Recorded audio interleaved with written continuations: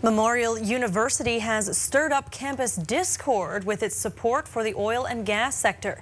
The student body and more have responded with a message for the administration. Well, NTV's Jody Cook joins us live with more. Jody?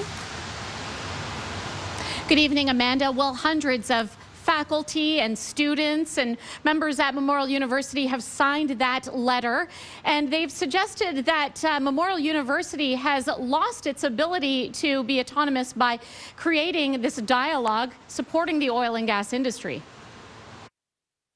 It's a short but pointed open letter with more than 400 signatures across all fields and counting, a response to MUN's participation last week in an online conference of oil sector groups in support of industry.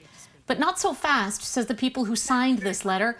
University's president doesn't speak for them. None of us are denying, of course, the importance of oil and gas to this province historically. However, we do fundamentally believe that Memorial University should not be issuing statements on behalf of any single industry. We need to present ourselves as independent thought leaders. Memorial University's fertile ground for discourse on climate change. Dr. Rachel Webb-Jekanowski says when a university takes the kind of stand it has, academic freedoms are jeopardized. The use of "we" by the president seems to imply that there's a broad coalition of support in favor of oil and gas and in favor of oil and gas bailouts.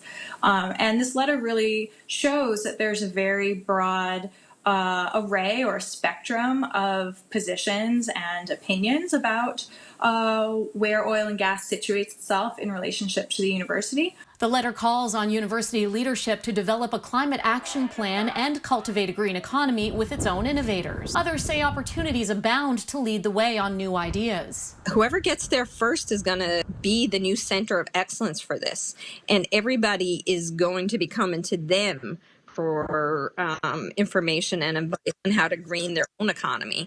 That's a huge opportunity for us to move into the global service sector. Our faculty and staff work with oil and gas in the areas of research.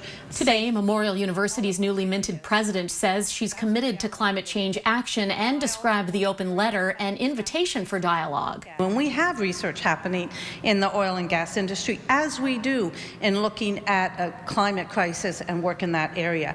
So, I did not see it as an about face. I thought that I presented facts that were there. We are involved with oil and gas, and yet I am totally aware of the importance of our climate and doing research and work to prepare ourselves for, the post-oil and gas world that we're going to be living in. And Amanda, even while supporting dialogue, President Timmins doesn't really commit to ending entirely the university's support for big oil, but she does add that she's discussing the actions asked for in the open letter with senior leadership. Amanda? Thank you, Jody. We'll be following that story for sure.